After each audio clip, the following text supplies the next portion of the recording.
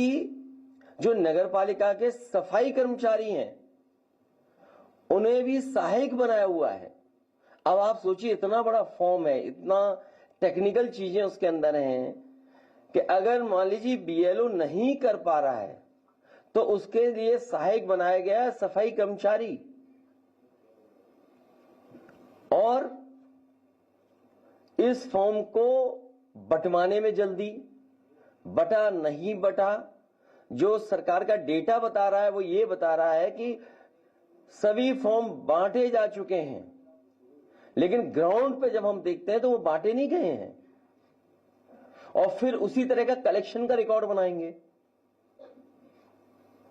ये सोची समझी रणनीति, साजिश, षड्यंत्र है कि बाबा साहब भीमराव अंबेडकर जी के दिए हुए संविधान के तहत जो हमें वोट डालने का अधिकार है, उस अधिकार को छीनने की तैयारी है। एसआईआर के बहाने वोट डालने का अधिकार छीन रहे हैं, आरक्षण छीनेंगे, आपकी पहचान छीनेंगे, आपके ऊपर उल्टे सीधे दबाव बनाएंगे। जब सरकार के लोग इसी बात पे दबाव बना रहे हैं कि वो ड्यूटी पे ही नहीं थे, पहले से ही बीमार थे। और कल रात जब मैं फतेहपुर में गया था, उन सुपरवाइजर के परिवार के लोगों से जब मैं मिला हूं, उनसे जो बातचीत हुई है, उस बातचीत के दौरान उनकी बहन, उनके परिवार, उनके तमाम जो सहयोगी साथी थे वो यही बता रहे थे कि उनके ऊपर लगातार सरकार के माध्यम से दबाव बनाया जा रहा था कि जल्दी करिए और जल्दी फॉर्म बंटवाइए, जल्दी फॉर्म भरवाइए। और उसका परिणाम यह हुआ कि उन्होंने आत्महत्या कर ली। उस परिवार की भी मैं मदद कर करके आया हूं। तो आखिरकार जल्दी क्या है एसआईआर की? वेस्ट बंगाल के भी लोग ये कह रहे हैं कि चुनाव आयोग के खून से हाथ रंग गए हैं। अब इन लोगों की जान गई है, कौन मदद करेगा? चुनाव आयोग को सामने आना चाहिए, मदद करना चाहिए, क्योंकि ये सब कर्मचारी, अधिकारी चुनाव आयोग के लिए काम कर रहे हैं। और चुनाव आयोग का काम हमने बहुत करीब से देखा है बाई इलेक्शन में। जिस समय बाई इलेक्शन हो रहा था उस समय पूरा का पूरा चुनाव आयोग के अधिकारी चुप बैठे हुए थे। उन्होंने बूथ लूटने दिया, उन्होंने अधिकारियों के माध्यम से जो जो बीजेपी करवाना चाहती थी वो होने दिया, वोट डलवा लिया। सीसीटीवी पे सब है कि आपके किन लोगों ने वोट डाला है, कौन प्राइवेट ड्रेस पहन करके आया था और वोट डाल गया। इसीलिए सीसीटीवी की अब फुटेज भी नहीं देंगे आपको, रिकॉर्डिंग भी नहीं देंगे। ये पूरी सोची समझी रणनीति है कि लोकतंत्र देश से खत्म हो जाए। अभी मुझे राजीव राय जी की चिट्ठी मिली है, उन्होंने जानकारी दी है कि तमाम तरह की उनके सामने संकट, रुकावटें और वो आ रही हैं, कोई सुनवाई नहीं है, अधिकारी बताने को तैयार नहीं है। उनकी ये चिट्ठी है, ये बाकायदा व्हाट्सएप पे आपको भेज दिए जाएंगे। और देखिए, अभी 13वीं नहीं बन पाई है। घोसी लोकसभा में, कई विधानसभा में तैयारी हो गई है। लोकसभा घोसी में तैयारी होगी कि निर्देश चले गए हैं कि 20-20 हजार वोट काट दो हर विधानसभा में। ये राजीव राय जी की चिट्ठी के माध्यम से मैं कोट कर रहा हूं बात को। घोसी लोकसभा के मऊ सदर विधानसभा से लगभग 20 हजार मतदाताओं के नाम डिलीट कर दिए गए हैं अभी से ही। सोचिए आप, क्या तैयारी है इसका मतलब।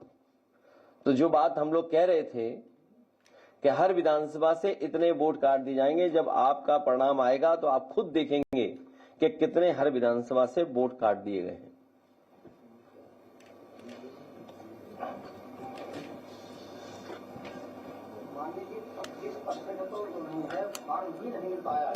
नहीं, वही तो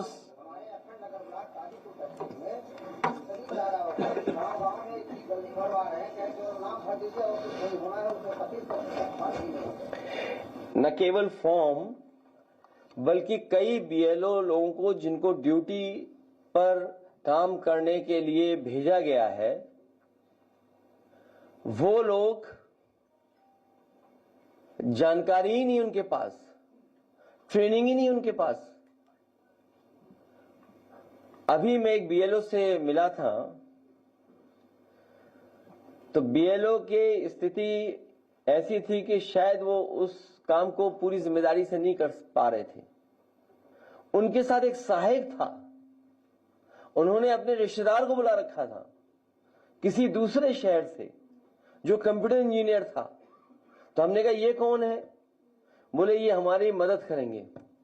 अब आप सोचिए स्थिति है कि बहुत सारे बीएलओ, एक तो जानकारी नहीं है, जल्दीबाजी है, और अगर जानकारी भी है तो दबाव बना रहे हैं उस पर, और जानकारी नहीं है अगर तो किसी न किसी से मदद लेकर के काम चला रहे हैं। तो आखिर इलेक्शन कमीशन क्या चाहता है, क्या करना चाहता है? और अभी जानकारी मिली है कि अभी जो वेबसाइट है उनकी, उससे किसी की भी जानकारी आप ले सकते हैं। आप जो जानकारी दे रहे हैं वो कोई भी जानकारी निकाल सकता है। जो फॉर्म भर करके हैं उसके अंदर, तो कोई भी अगर चाहेगा तो वो जानकारी ले सकता है। मोबाइल नंबर मिल जाएगा किसी का भी। और बीजेपी क्योंकि संसाधन में मजबूत पार्टी है, तो उन्होंने तो एक कंपनी हायर कर रखी है, नोएडा की कोई कंपनी है, वो उनका डिजिटल काम देख रही है, पूरा डिजिटल वोटर लिस्ट। आपको किस विधानसभा की पीडीएफ कॉपी चाहिए वो तुरंत आपको कॉपी दे देगा। अब ये जो डिटेल है मैं आपको भेज रहा हूं, स्क्रीन पे लगवा देता हूं मैं। कोई भी इलेक्शन कमीशन से की वेबसाइट पे जाकर के ये डिटेल निकलवा सकता है किसी के भी। तो अगर ये डिटेल निकल रहे हैं तो सोचिए कोई भी निकाल सकता है डिटेल। इसका मतलब बीजेपी सबका डेटा इकट्ठा कर रही है, हर बूथ का मोबाइल नंबर भी इकट्ठा कर रहे होंगे लोग। तो यही तो सवाल है कि देखिए पूरा निकला, जबकि वोट तो हमारा किसी को पता भी नहीं होना चाहिए, सीक्रेट बैलेट इसीलिए बोला गया है। ये तो वोट की पूरी जानकारी आप देखिए, पूरा जानकारी निकाल सकते हैं आप। मोबाइल नंबर भी आपका किसी का भी आ जाएगा। तो ये क्या कर रहे हैं इलेक्शन कमीशन वाले लोग?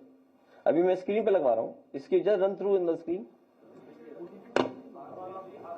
अरे रुक जाओ एक मिनट, है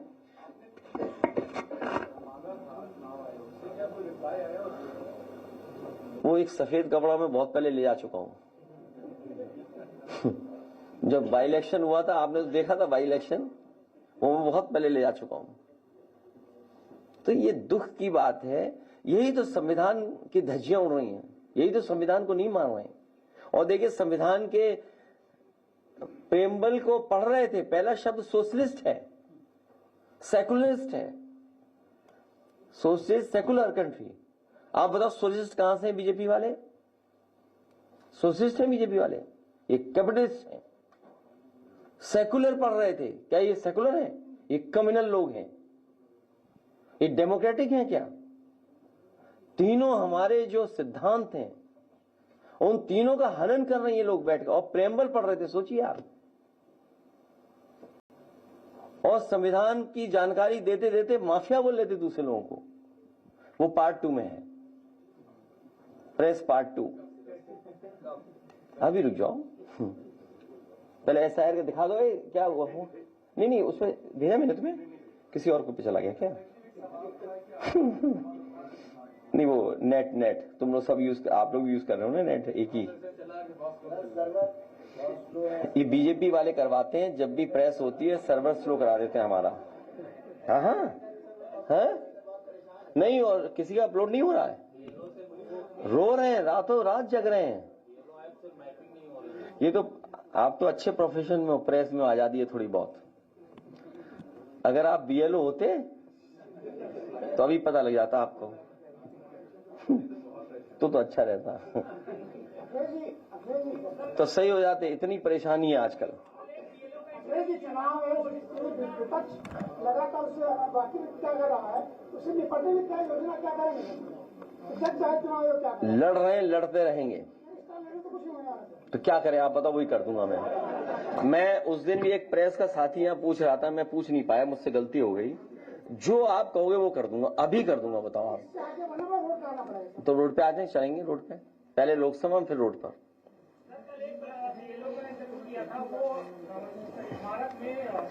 देखो बीजेपी को आप समझ लीजिए, 1000 किसान मर गए, बीजेपी को कोई फर्क नहीं पड़ा।